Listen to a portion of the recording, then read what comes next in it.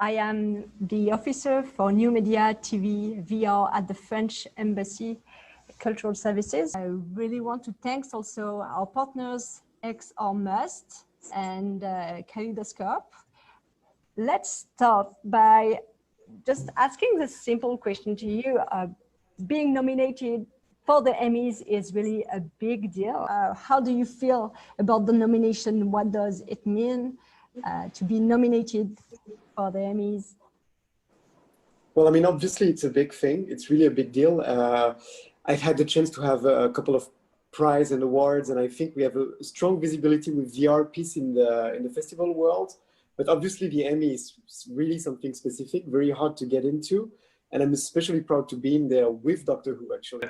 I would say it's already quite exciting. I mean, it's extremely exciting to be part of the nomination to the Emmys this year. We started the company and these productions just like three years ago. So, you know, coming now to the Emmys feels like really an achievement. And also it feels like the message that we hope, you know, to share with VR about making experiences that are going to speak to wide audiences. It does feel like it resonates. So it's extremely exciting, yeah, to be part of the nomination. Thank you so much. And can you speak, maybe Mathias, can you speak a little bit more about Doctor Who, the Runaway, the story, and how was it to start from like some story that already exists? Mm-hmm. What is the challenge? So, I mean, the first challenge was when the BBC approached us was to accept that we would make an animated piece, because it would be one of the first time that we approach a special episode of Doctor Who through animation. So we did that with Passion, a collaboration between Passion London and Passion Paris, who are really strong animation. So that's what the main challenge, make it an animated piece. The second challenge, I think, was a narrative choice, was to make it a long shot, to make it one long shot episode, so everything is real time in every single way, and make it interactive, and yet be very true to the performance and to the performance of the actors, actually, because the characters in Doctor Who are very active and very fluid, and they're giving a lot of energy. So straight away, we decided to approach it through motion capture to be able to work with real actors, but also to work with the actual team who's writing all the episodes, so that we would be very true to the IP and very true to the mood and the feeling of Doctor Who. It was all about making this story very dense and very action-based and very funny, to be true to the mood and the energy of the series. And that's something that we approach through very narrative-based interaction. So there's no gameplay in this IP. It's all about interaction that grounds you inside the environment and the story.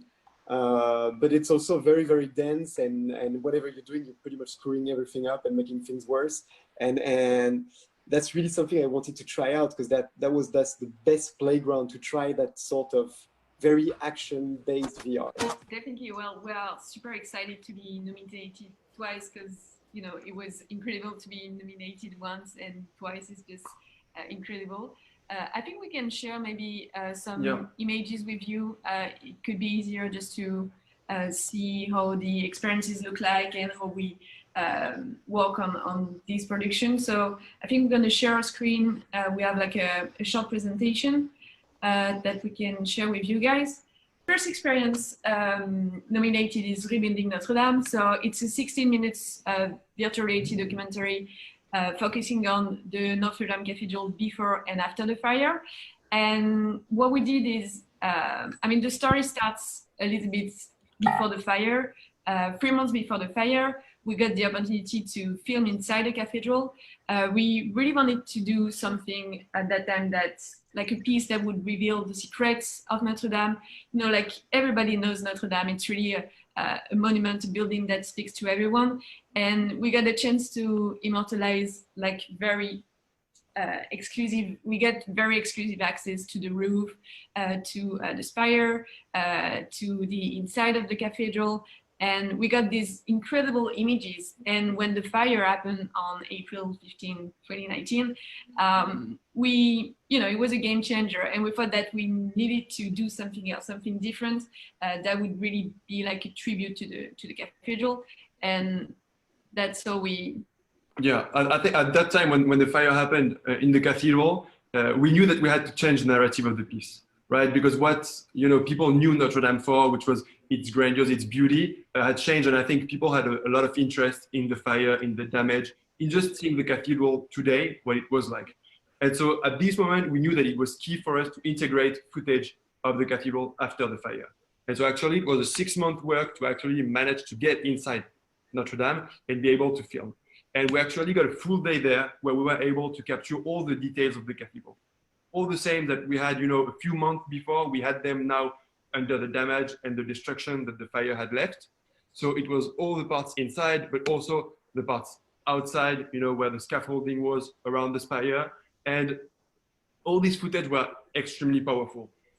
There was one key element which made this production special, is that Notre Dame, the cathedral itself, was very dangerous because there was a risk of lead pollution and risk of collapsing of stones.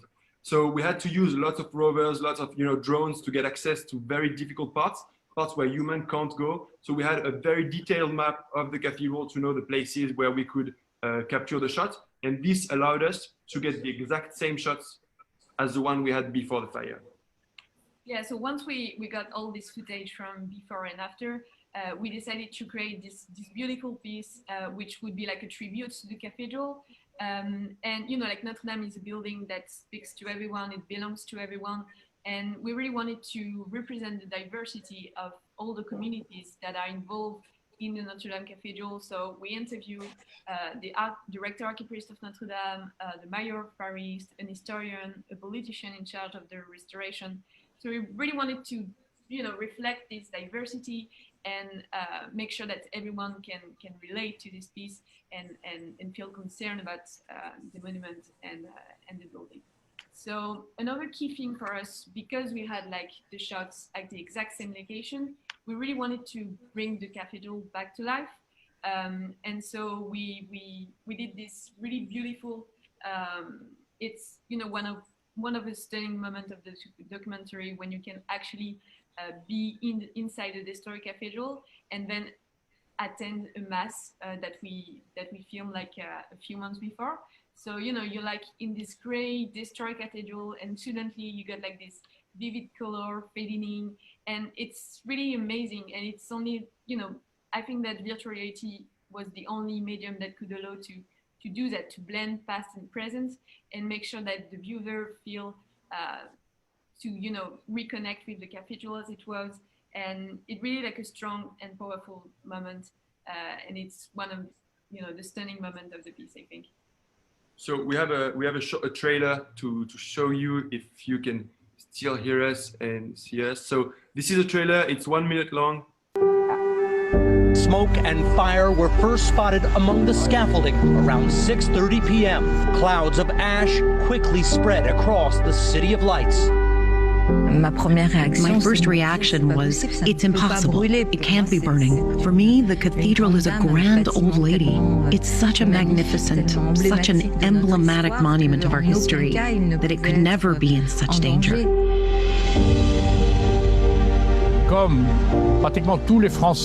As practically all of France, and even much further, I am immensely sad. I hope that we will be able to save this absolute masterpiece of humankind.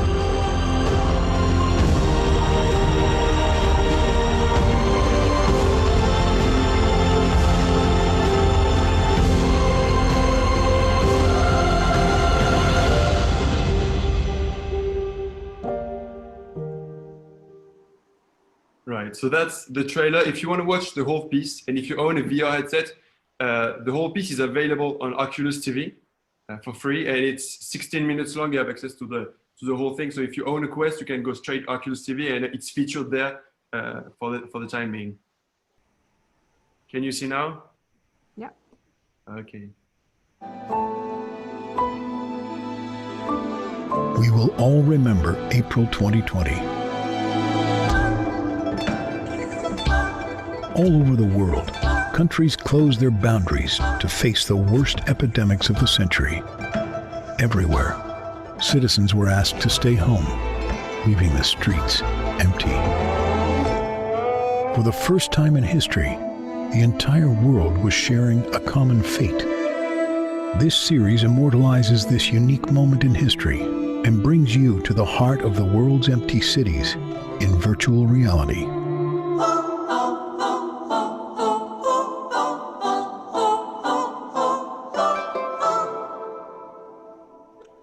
Watch the whole series on Oculus TV. And this is it. Thank you so much. Thank you very much for listening. This is awesome that what you did in such short notice. I would love to get back to you, Mathias, to talk more about the behind the scene of Doctor Who. And in your previous VR experiences, such as Alice and Jake, you've used theater method to direct this project, Doctor Who. And so you work at a crossroads of theater, video games, and animation to create new ways to tell the stories. Can you tell us more about this process to mix different kind of Sure. art? I mean, I was coming from a cinema background, from a live cinema background and animation.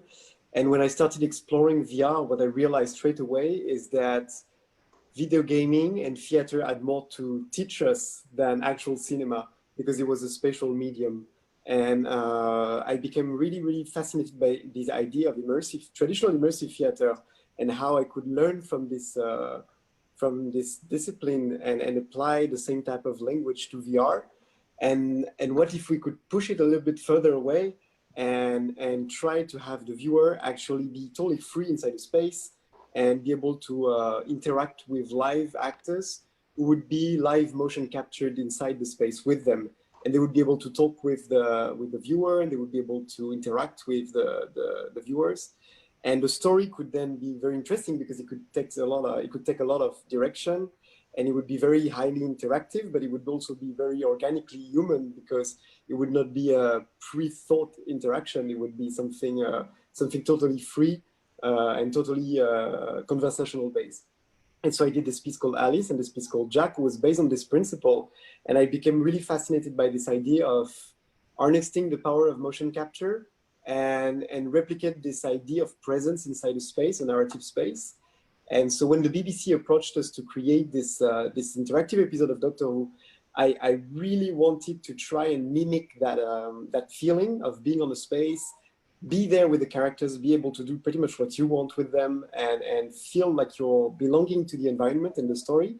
And I wanted to find a way to replicate that for a platform piece, something that was not a theater piece, something that was not requiring a stage and a scenography and a specific equipment, something that you could access from home, and that would bring as many eyeballs as possible, because at the core of this Doctor Who episode was the ability to kind of try and get VR outside of the VR bubble to like some kind of the mass public, and see how far we could push that. So we started exploring that idea of mimicking this theater aspect in VR. So the first decision was to make it a long shot and inside one space. So you're inside a TARDIS for the whole piece.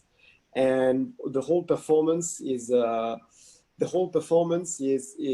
a very, very interesting mocap performance with a dancer, with an actor, for the entire length of the piece. So there's something very human with motion capture. It's always interesting because even when the characters are very stylized in the animation, the fact that you're sampling them from an actual performance, that you're working with an actor, makes it very organically interesting.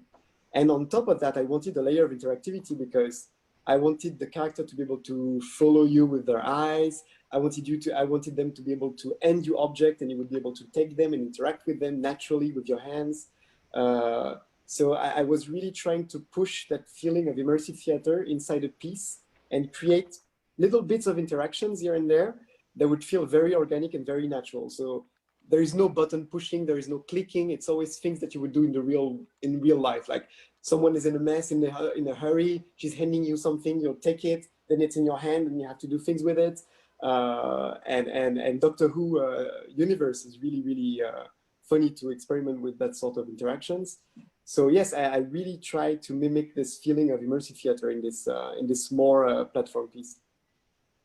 And So you are creating kind of a new way to tell stories, and do you use the same tricks? For instance, your latest work, for Baba Yaga, for instance, do you use the same tricks? So what is different from Doctor Who, the Runaway, to Baba Yaga? How do you? I would say between Doctor Who and Baba Yaga, the difference is really the nature of the scale of the story and the nature of the story. Doctor Who is all about this one very dense action-based scene that goes through craziness until there is an interesting resolution with you in the middle of that mess, where Baba Yaga is more about really the realm of fairy tale, and it's ongoing through different scenes, different chapters, and it's a way bigger story in a way.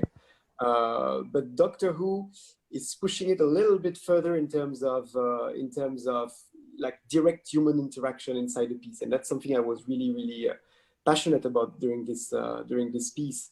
I would say also the style is kind of different. For Doctor Who, we went for something that would really match the environment of the series, and when we started designing this piece, the new season of Doctor Who was not released yet, so we had very few information about how the TARDIS would look like, who would actually play the new Doctor, how she would look like, how she would move, how she would interact and react. And so that's something that we tried to match, and it was a very interesting challenge to match it while the actual live action series was being made.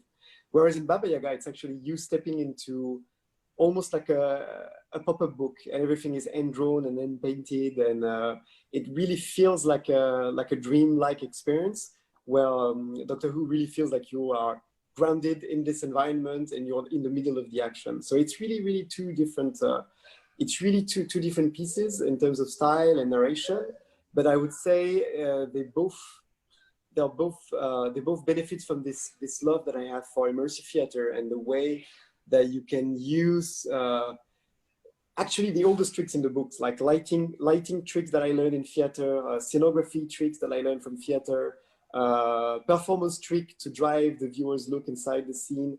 It's every single piece is really teaching me a lot about this new language that we are kind of exploring, and I think we're kind of reaching a maturity when I see some stuff that happens in a lot of pieces, and I think I can more precisely also kind of forecast what the viewers are going to do and how they're going to react to an action, what feels natural and what doesn't feel natural. And I really hope if you can experience those pieces, you will realize the level of craft, of technical craft it requires for you to feel that there is no craft at all, that everything is kind of organically happening and magical, and interaction is purely natural, and it should be very human-based, and you should not feel an interface, and you should not feel like there are artificial intelligence in there. You should feel like you're belonging to those environments.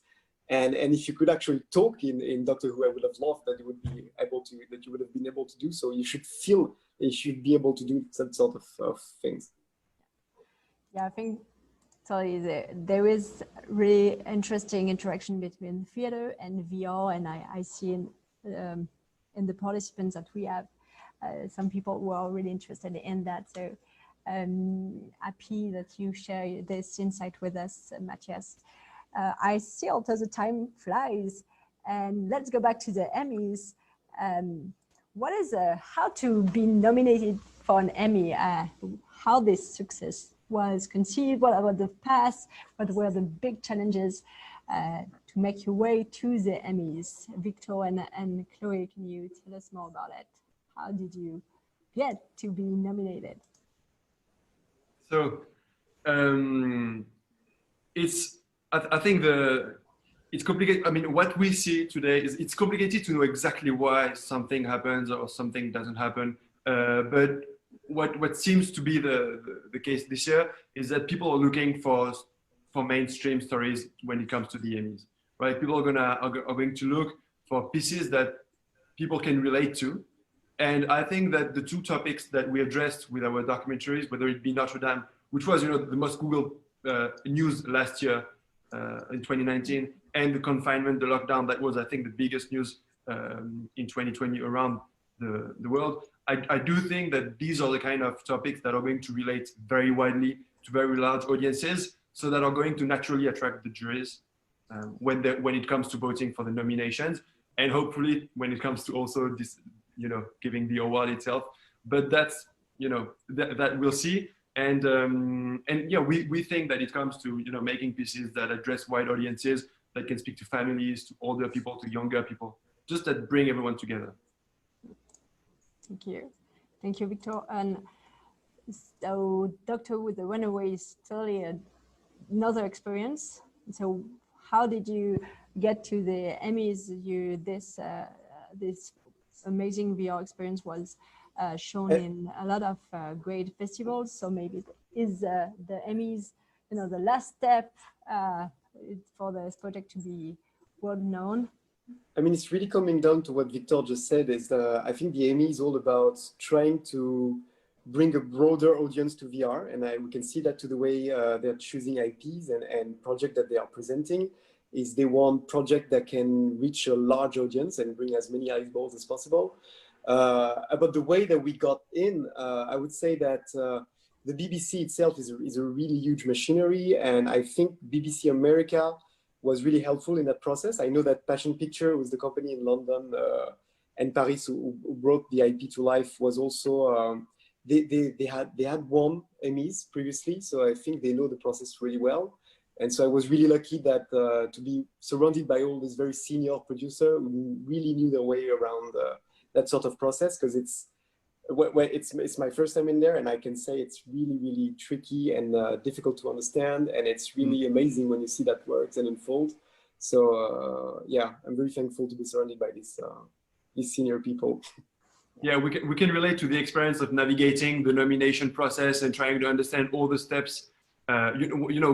Just how it works. Do we have to do a campaign? Do we not have to do a campaign? So just going through this for the first time is a lot of information. And I think it's the same story as you, Mathias. Yeah, and we really want to focus with Targo on like mainstream experiences. We only do nonfiction, and like in the VR industry, you usually have like gaming experiences, which are great, and maybe like more artistic, experimental experiences that will go to festivals.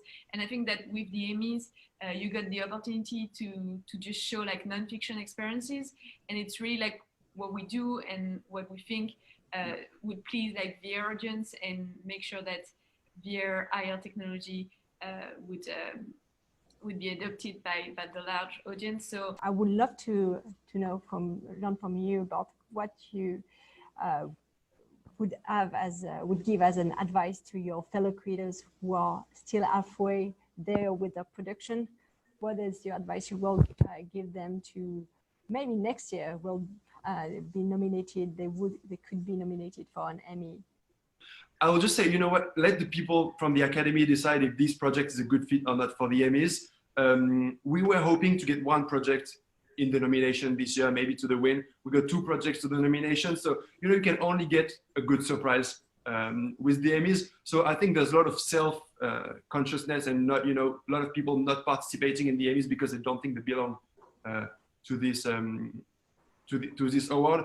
And that's, we just went for it. Now we're part of the nominees. We're extremely happy about it. So I think our message to creators is just go out there, do your pieces, release them widely, make them accessible, and apply to as many awards, as many prizes as you can, because you never know what's going to come out of this. And so, just try things. I think that would be the message. Yeah, and we need more experiences. We need more way to tell stories in virtual reality, in AR. So it's just, it's just great to have like more experiences, more content creator. And I think our shared vision is to say that VR is going to be mainstream thanks to content. So let's just create content more and more and invent new way to tell stories. And, trying new things and invent new way to tell story. Right.